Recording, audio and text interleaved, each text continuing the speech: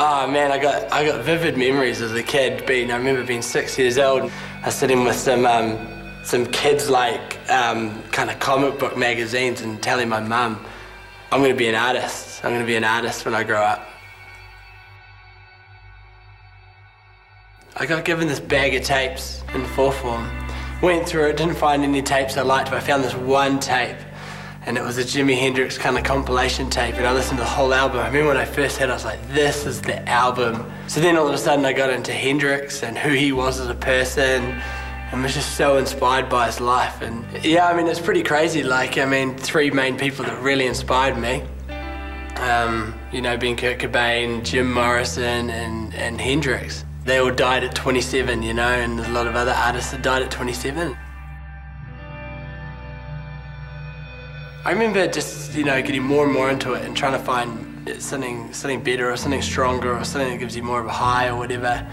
And I thought I was in control the whole time. I thought I was normal as. That was just all me trying to find some sort of like security in who I was and that I could be someone of substance.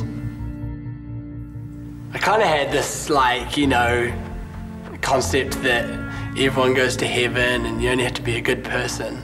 But I worked with a girl that goes to a church. I remember saying to her one day that, yeah, I can't wait to go to heaven. I remember her saying, you won't go to heaven. And I was like, really taken back, like, oh, what's that about? She goes, you won't. She just gave me a call this one Sunday afternoon when I was working and just said, hey, we've got church tonight, do you want to come to church?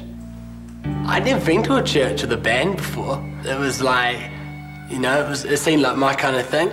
And, it was that call just saying, if you were to walk out of here tonight and know that you wouldn't be right with God, would you go to heaven or would you go to hell? And I was like, obviously I remember going down the front and these other guys that got saved, they were like, these real gangster-looking kids with headbands on and looked real rough. And then this other guy who looked a bit like me with long hair, but he was crying and stuff. And I was like, I actually had this revelation that, I was like these guys and that I wasn't really going anywhere and that my life was a mess and that I was giving my heart to God. I remember watching a surfer about a pro surfer, and he said that there was no feeling like the first time he struck, the first time he stood up on a wave and surfed. He said every time he goes surfing he tries to get that same feeling, but I remember just getting saved the first time. It was like I'd never felt anything like that, and I always think of that and always want to, experience God like that over and over.